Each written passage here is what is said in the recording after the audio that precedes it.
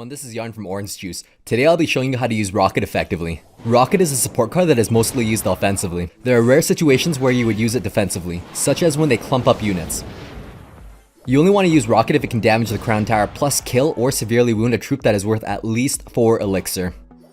Think of it as spending 2 or less elixir to do around 400 damage to the crown tower. It's great for that clutch win. But you have to know exactly how much damage your Rocket card does. You can find this out by holding the icon. Units you should not rocket are tanks. It puts you at an elixir disadvantage when they're about to fully assault your tower. On top of tanks, another unit you never want to rocket is the Dark Prince. He has a shield that you need to break before you can do any further damage. When possible, you should cast your rocket in front of the tower. Usually people send in a support troop in the back, followed by a tank in the front. This lucky strike rarely happens, but it's great when it does. Units to hit should be worth 4 or more elixir. Those will be mini tanks, glass cannons, and huts. Rocket is also great at countering those annoying expo and mortar setups. Prince, Hog, Dragon, P.E.K.K.A, and minion hordes are fast moving units. You need to react and cast the rocket in front of the tower or you'll miss. Dragons and balloons can be tricky. Don't aim for their physical bodies. The trick is to aim for their shadow. Air units tend to fly over buildings. This is especially evident when they plant a flying unit behind their king's tower. You can still rocket them. You'll need to reposition your rocket so just the corner touches the tower. For a goblin hut, you want to launch the rocket the moment you see the first goblin spawn to ensure the second goblin dies.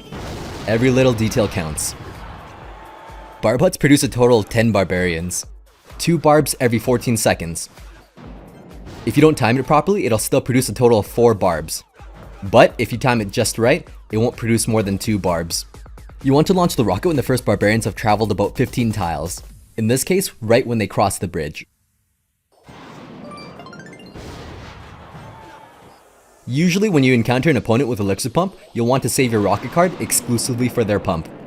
Damaging their crown tower and pump for the cost of 1 elixir is a good trade. A same level rocket prevents a same level elixir pump from replenishing 7 elixir. Once they realize you have a rocket, your opponent will most likely plant it on the side you aren't pushing. Take out that pump anyways and damage that tower. Everything counts. You may need to take out that tower later on. They might get smart and plant it 3 tiles away from the tower. A mortar works great. And after taking out the pump, it serves as a solid defensive structure.